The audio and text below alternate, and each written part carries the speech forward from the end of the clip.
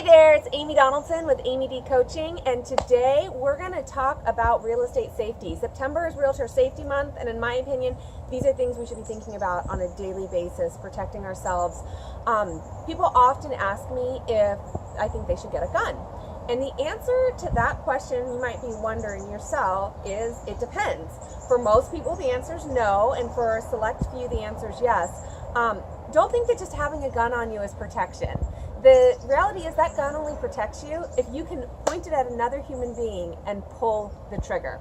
So I want you to ask yourself something.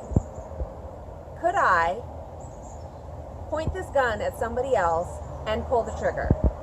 And could I shoot to kill? You don't want to shoot them in the ankle or in the leg. Could you shoot to kill? If the answer to that question is no, or I don't think so, or I'm not sure, or maybe it would depend, or anything other than, oh, heck yeah. If the answer is, I think so, then no, do not, please don't carry a gun. It's more likely to get turned on you. If the answer to that question is absolutely, and you didn't even bat an eye, you're just heck yeah, a resounding absolutely yes, then feel free. Go ahead. In fact, if you're that person, you're probably not answering this question or asking this question. You probably already have a gun, probably several. So if you are going to carry a gun, make sure that you take the proper classes. Make sure that you know how to use it, that you've gone to the gun range, so that if you were in a situation, not only are you emotionally able, but you're physically competent to shoot to kill. Make sure that you've taken all the proper safety classes, that you've got your concealed permit, or your concealed carry permit. So make sure that you're doing everything properly and legally. And again, most importantly, make sure that the answer to that question really is a yes, because otherwise you're just bringing a weapon into an already dangerous situation, and you're bringing something that can be turned against you. So that's something to be really, really crystal clear on. Even if you don't pull it out, if you're not someone who could use it and you're in a situation, somebody it could be taken away from you. So yeah, that's for most people who are asking the question, it's not a very good idea.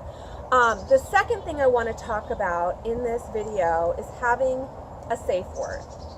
So what I mean by that is have a spouse, have a safe word that, your spouse or whomever you live with, also co-workers, that several people are aware of. And it could be something like the red file.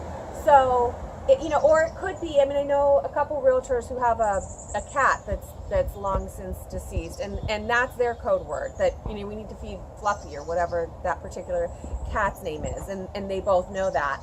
But it could be the red file. So if you call your assistant and say, oh yeah, before I came on the showing, I forgot to bring the red file, then she knows you're in trouble, and she needs to call the police. Also, something I've discussed with another agent recently, taking clear notes in your database so that people can easily find you. And so this other real estate agent in my office, her husband knows that if he ever gets a distress call, the first thing he's to do, obviously, is call the police, but then immediately call me, because she and I have the same type of we're using the same CRM and the same database.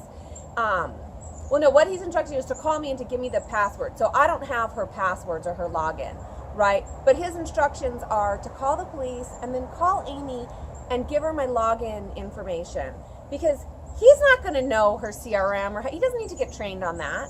I already know. If I have her password, I can log in, I can see who she's been talking to, what appointment she's been set, and aid the police in finding her should that be necessary.